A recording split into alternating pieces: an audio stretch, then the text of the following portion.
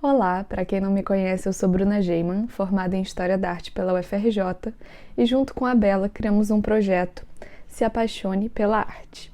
E durante esse projeto vamos fazer uma série de vídeos contando sobre a vida e obra de alguns artistas escolhidos por vocês. E esse é o primeiro vídeo dessa série, em que vocês escolheram 4 artistas diferentes e eu vou falar sobre 2 deles, Monet e Van Gogh. Oscar Claude Monet nasceu dia 14 de novembro de 1840 em Paris. Mas logo jovem, a família se mudou para a costa da região da Normandia por conta do trabalho de comércio do seu pai. Pouco se fala da tia de Monet, Jeanne-Marie Lecade, que ajudou o artista no começo da sua jornada.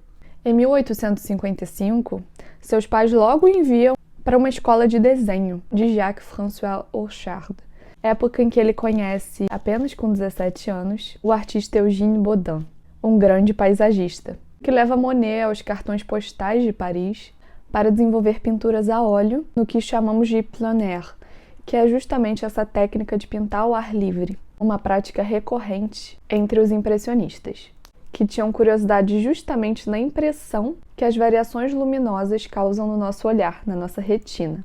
E como os objetos, que então tão passageiros, podem receber essa luz e suas sombras. Pouco falam também das caricaturas de Monet. Na época do seu ensino em desenho, o ateliê de encadernação de Gravier foi um dos lugares em que o artista expôs suas caricaturas. Tempos depois, Monet passou a frequentar a Académie Suisse, onde criou amizade com grandes artistas, como Camille Pissarro, e por meio dele entrou em contato com outro grupo, da Brasserie des Martyrs, local que virou ponto de encontro de artistas e literatos da época, como Charles Baudelaire. A jornada artística de Monet foi interrompida por um ano, quando teve que servir ao exército, na Argélia. Em 1862, o artista retorna a L'Havre, na França, pois contraiu tifo, uma doença. E sua tia, Jeanne-Marie, pagou ao governo para que o artista fosse dispensado de seus deveres militares. Então ele não teve que retornar à Argélia e cumpriu os 7 anos de exército. Monet retorna a Paris, onde se inscreve no ateliê do pintor suíço Charles Gleyre, onde conhece Jean-Frédéric Bazille, Pierre-Auguste Renoir e Alfred Sisley. O grupo começou a pintar nos arredores de Barbizon e logo conheceu Manet, com quem muitos confundem Monet até hoje.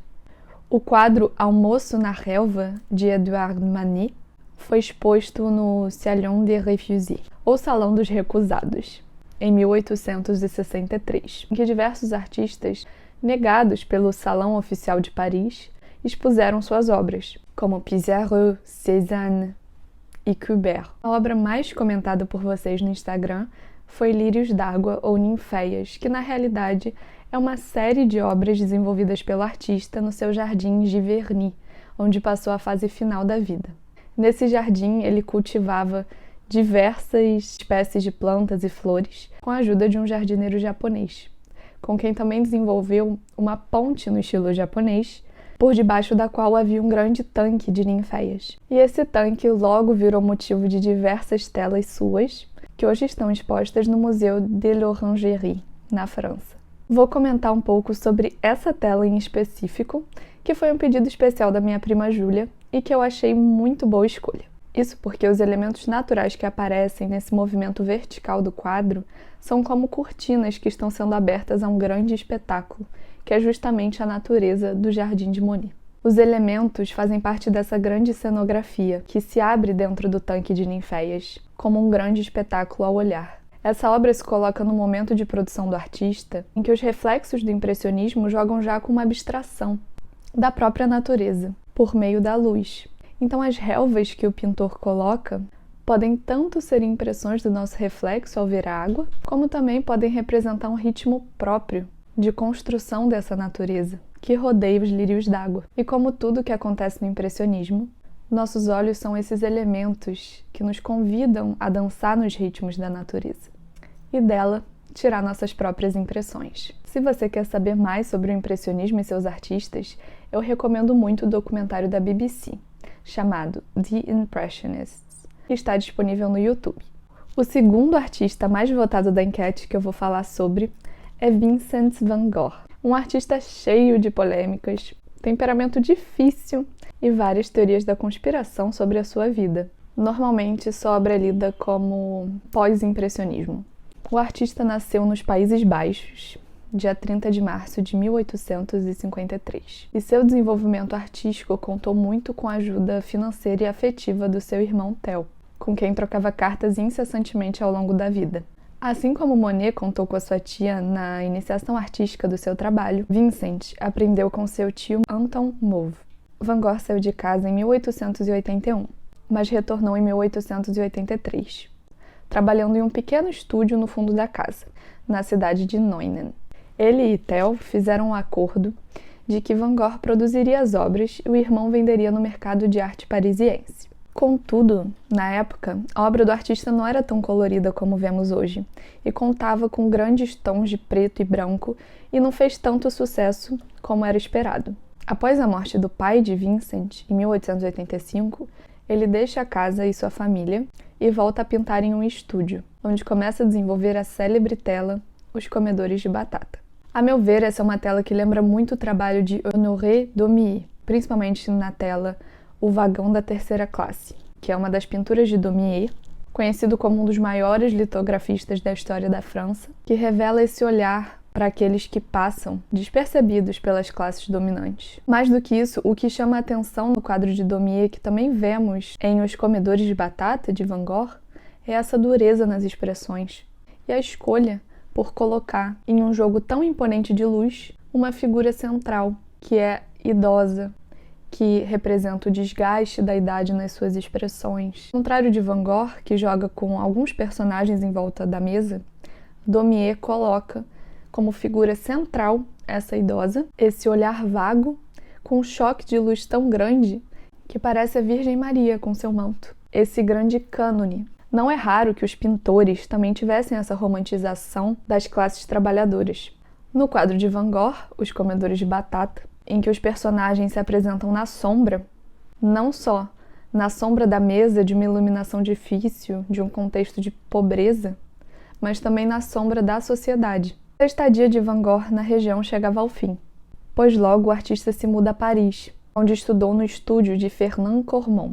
Foi lá que Vincent conheceu, por intermédio de seu irmão, que trabalhava com o mercado de arte no Boulevard Montmartre, o trabalho de artistas como Monet e também outros artistas do estúdio de Cormon, como Henri de Toulouse-Lautrec e Émile Bernard.